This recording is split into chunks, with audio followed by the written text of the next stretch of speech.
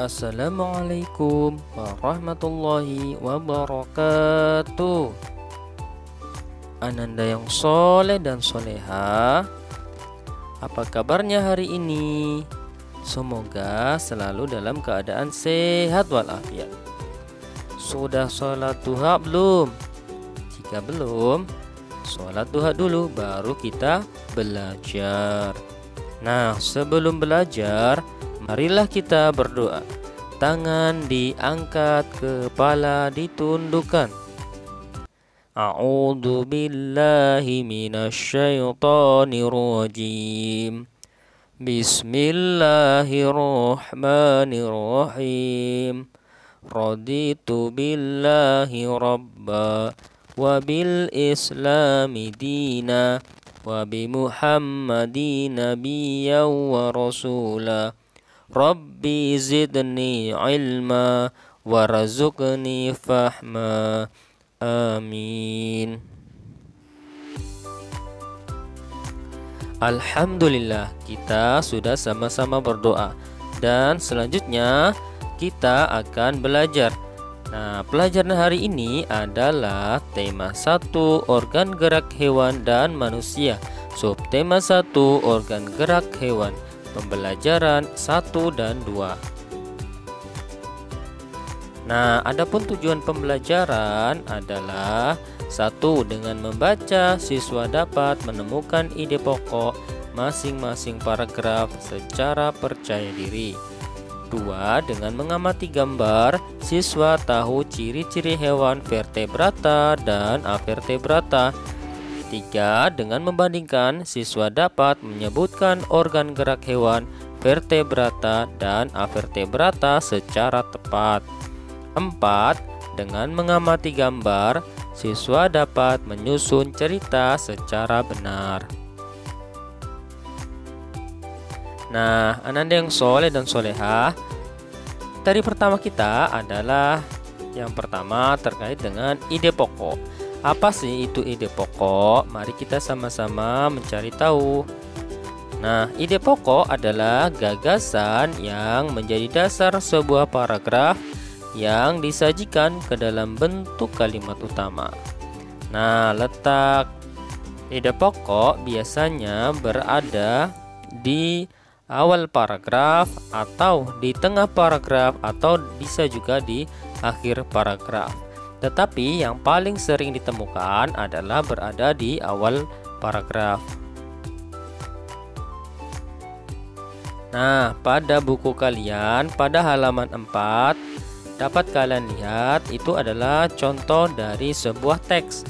Nah, kita bisa membaca teks tersebut dengan memperhatikan beberapa paragraf. Nah, dapat kita lihat misalkan pada paragraf pertama dengan tema sistem gerak pada hewan. Makhluk hidup dapat bergerak atau berpindah dari satu tempat ke tempat yang lain. Begitu juga dengan hewan. Burung berpindah tempat dengan cara mengepakkan sayapnya sehingga dapat terbang di udara. Ikan berpindah tempat dengan cara berenang di dalam air dengan bantuan ekor dan siripnya. Lain halnya dengan gajah yang berpindah tempat dengan berjalan menggunakan keempat kakinya. Coba diperhatikan. Ini adalah paragraf pertama dari sebuah teks. Coba perhatikan pada warna merah pada kalimat yang pertama pada paragraf pertama tersebut. Kalimat pertama tersebut ditandai dengan tanda titik dan kalimat berikutnya ditandai dengan titik yang lain. Nah, kita bisa mengetahui di dalam paragraf terdapat beberapa kalimat. Nah, di antara kalimat-kalimat tersebut terdapat kalimat utama yang berisikan ide pokok. Nah, pada paragraf ini ide pokok berada di awal kalimat, yakni kata-kata makhluk hidup dapat bergerak atau berpindah. Sedangkan kalimat-kalimat yang lain adalah merupakan kalimat pengembang dari kalimat utama. Nah, sekarang Ananda yang soleh dan soleha sudah mengerti bukan bagaimana menentukan sebuah ide pokok dan kalimat pengembang. Nah, ini adalah tugas untuk kalian mengerjakan di rumah. Yang pertama adalah menentukan ide pokok dan kalimat pengembang pada paragraf yang pertama. Kemudian selanjutnya pada paragraf kedua dan juga paragraf ketiga. Nah, Ananda yang soleh dan soleha, saatnya kita masuk ke materi yang kedua, yaitu tentang hewan vertebrata dan avertebrata. Vertebrata berarti hewan yang memiliki tulang belakang. Avertebrata adalah hewan yang tidak memiliki tulang belakang. Nah, ini adalah contoh dari hewan vertebrata. Misalnya satu, lumba-lumba. Kemudian yang kedua adalah kucing. Dan yang ketiga adalah burung. Nah, sedangkan yang ini, Ananda yang soleh dan soleha, ini adalah contoh dari hewan avertebrata atau hewan yang tidak memiliki tulang belakang, seperti halnya cumi-cumi, kupu-kupu, semut, dan juga ubur-ubur. Nah, kita akan mengetahui bagaimana sistem gerak pada hewan. Sistem gerak hewan vertebrata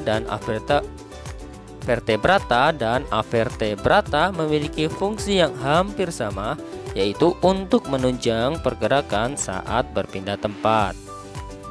Nah, demikian pada pembelajaran yang pertama. Selanjutnya kita akan memasuki pembelajaran yang kedua.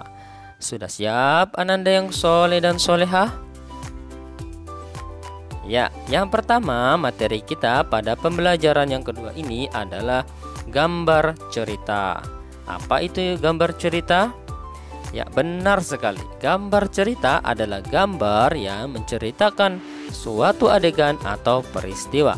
Fungsi gambar cerita: 1. Memperjelas alur atau isi cerita. Kedua, memperjelas tokoh yang ada dalam cerita. Yang ketiga, membuat cerita menjadi lebih menarik. Dan yang keempat, menjadi sarana untuk mengungkapkan perasaan penggambarnya. Nah, coba perhatikan contoh dari beberapa gambar tersebut. Pada gambar yang paling atas, kita bisa mengarang sebuah cerita pada gambar tersebut. Anggaplah pada gambar yang paling atas, kita memberikan nama pada gambar tersebut adalah Meli. Kita menceritakan Meli adalah seekor kucing yang sangat baik hati. Dia sangat menyayangi tuannya yang bernama Ali. Meli suka membersihkan tangannya dan juga badannya, serta dia sangat lincah. Nah, kira-kira seperti itu Ananda yang soleh soleha, kita bisa mengarang cerita pada sebuah gambar. Selanjutnya, Ananda bisa berlatih di rumah untuk menceritakan gambar yang lain. Selanjutnya, Anda yang soleh dan soleha, kita akan belajar tentang variasi organ gerak hewan. Nah, setiap jenis hewan memiliki kemampuan gerak yang berbeda-beda. Hal tersebut dipengaruhi oleh beberapa alasan. Salah satunya yaitu dipengaruhi oleh organ gerak yang dimiliki hewan tersebut. Hewan vertebrata dan avertebrata misalnya memiliki organ gerak yang bervariasi. Variasi ini dipengaruhi oleh habitat tempat hidup hewan tersebut. Hewan yang hidup di darat, air, dan udara memiliki jenis organ geraknya masing-masing. Nah, coba perhatikan pada gambar tersebut.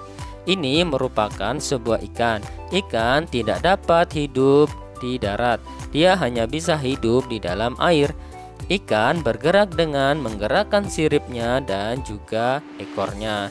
Ketika di darat, ikan tidak bisa berjalan karena tidak memiliki kaki.